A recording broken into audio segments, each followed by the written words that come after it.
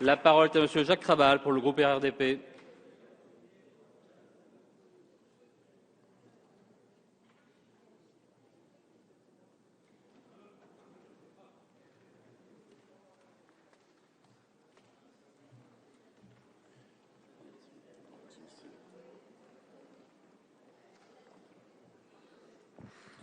Monsieur le Président, Madame la Ministre, Monsieur le Président de la Commission des affaires économiques, Monsieur le Président de la Commission du développement durable, Mesdames, Messieurs les députés, chers collègues, ce projet de loi pour l'accès au logement et l'urbanisme rénové soumis à notre vote a connu un long parcours.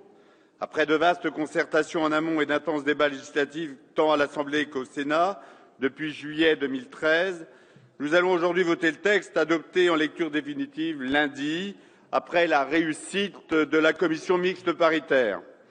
Au nom du groupe radical, républicain, démocrate et progressiste, je voudrais d'abord, Madame la Ministre, souligner la qualité de nos échanges. Malgré quelques points d'opposition, l'ensemble des groupes politiques a participé activement aux travaux parlementaires dans un état d'esprit constructif, ce dont témoigne l'adoption de nombreux amendements de l'opposition. Au total, ce sont plusieurs centaines d'amendements qui ont enrichi le texte et nous avons abouti collectivement à un texte équilibré. Et l'équilibre, c'était votre objectif. À la veille de la promulgation de la loi, les députés du groupe des RDP se félicitent de toutes les avancées inscrites, que ce soit pour l'accession à la propriété, l'hébergement d'urgence, le logement social, la réforme de l'urbanisme, la réforme des professions immobilières, la lutte contre l'habitat indigne ou encore l'engagement de la transition énergétique dans les territoires. Nous sommes convaincus que les dispositions adoptées vont améliorer concrètement la vie quotidienne de nos concitoyens. Les députés de terrain que nous sommes connaissent bien ces problématiques. Le logement cristallise les angoisses intimes sur le développement harmonieux de chacun et de la famille, sur le risque du chômage, sur l'autonomie ou sur la crainte du déclassement. En France, au XXIe siècle, le logement demeure pourtant une grande difficulté et une inquiétude prégnante. La crise du logement est ressentie tous les jours par plusieurs millions de nos concitoyens, notamment par les personnes les plus défavorisées. Nous ne le répéterons jamais assez, avoir un logement décent est une nécessité humaine fondamentale pour assurer les conditions d'une vie digne. Madame la Ministre, vous êtes consciente de tous ces enjeux. Votre projet de loi est long, dense, complexe. Cela vous est souvent reproché. Nous aurions peut-être pu concentrer tous les efforts sur des points problématiques et sur l'accélération de la construction de logements.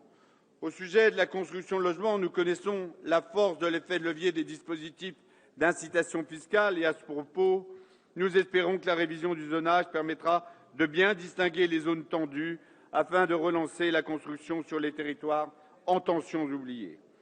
Mais nous connaissons aussi les contraintes qui sont les vôtres.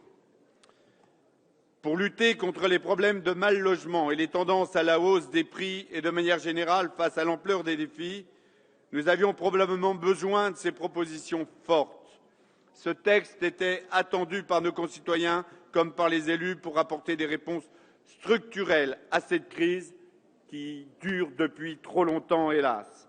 Pour autant, les députés du groupe des RDP ne sont pas tous convaincus par la garantie universelle locative et par l'encadrement des loyers. Les dispositifs prévus par le projet de loi initial ont été aménagés et vous avez tenu compte des craintes exprimées par les parlementaires. Aujourd'hui, nous prenons acte de leur inscription dans la loi en espérant que cela soit finalement bénéfique. Nous regrettons la dernière formulation de l'article 70 quater sur l'acte juridique contresigné par un professionnel de l'expertise comptable. Cela va créer une insécurité juridique et une confusion sur les missions des professions juridiques et des professions comptables qui n'ont pas les mêmes compétences. Enfin, au sujet du transfert de la compétence urbaniste au niveau de l'interco, si c'est le sens de l'histoire, il ne faut pas forcer les choses et savoir donner du temps au temps. Avec l'hétérogénéité des situations locales, et nous devons être à l'écoute des maires ruraux qui craignent un transfert trop brutal, nous sommes satisfaits du compromis arrêté. Enfin, nous sommes également très satisfaits de l'adoption des amendements de notre collègue Jean-Noël Carpentier qui permettront, nous l'espérons, de lutter efficacement contre l'habitat indigne. Globalement, je dirais pour conclure que l'expérience nous recommande lucidité et modestie. Ce projet de loi ne va pas résoudre du jour au lendemain la crise du logement. Certains effets bénéfiques ne seront pas perceptibles avant plusieurs mois, d'autres avant plusieurs années. Mais pour l'immense majorité des mesures de la loi, elles seront utiles et elles vont dans le bon sens. Dans ces conditions, nous espérons que ce projet de loi, Madame la Ministre, portera de beaux fruits et vous pourrez compter sur le soutien et le vote des députés du groupe de RDP. Merci, Monsieur Krabal. La parole est